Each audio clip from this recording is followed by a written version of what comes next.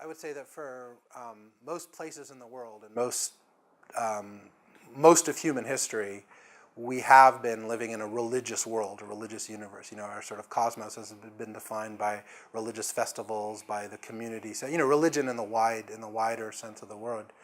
And I think it's only recently with the Enlightenment, which is, relatively recent in terms of human history, have we cast off religion and seen religion as being superstitious and being unnecessary, and being religious authority figures as being, charlatans. And we've emphasized our own reason and human progress, and that's obviously completely changed the world, but it's a relatively recent idea. So I think before then, in some ways, all stories were religious stories, just like you could argue that all art was religious art before the rise of kind of, the idea of secular art and, painting for your own artistic inspiration or something. Before that, you painted to show religious ideas, and you told stories to have religious ideas. And one of the effects of the Enlightenment is that it made religion much more private.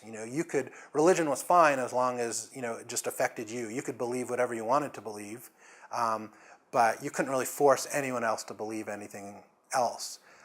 And so what bound people together wasn't so much religious values, but were, secular stories, popular culture, film, and television.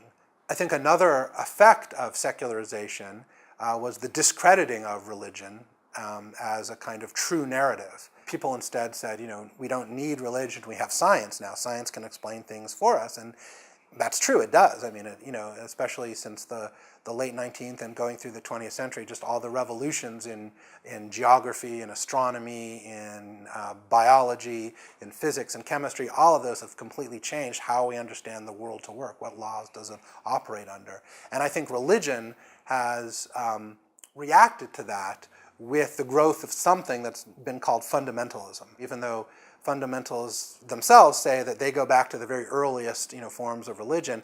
In fact, it's a pretty recent invention. The word fundamentalism wasn't even coined until 1915, when some evangelical Christians published a series of brochures which they called the Fundamentals of Christianity, and they distributed it to churches all over North America in an effort to say, this is what we believe, and that's where the word fundamentalism came to. And later it was applied to, now we talk about fundamentalist Islam, we sometimes talk about fundamentalist Hindus or fundamentalist Jews, people who really believe that their sacred text is the sole authoritative text there is. But that's a relatively modern idea, and I see it as a reaction against the scientific worldview. In a way, science tells a story where scientific evidence is proof. Scientific evidence is factually true and irrefutable. And fundamentalists came back and said, no, our Bible is factually true and irrefutable. That's the real truth. But you can't really have that idea unless you have science first.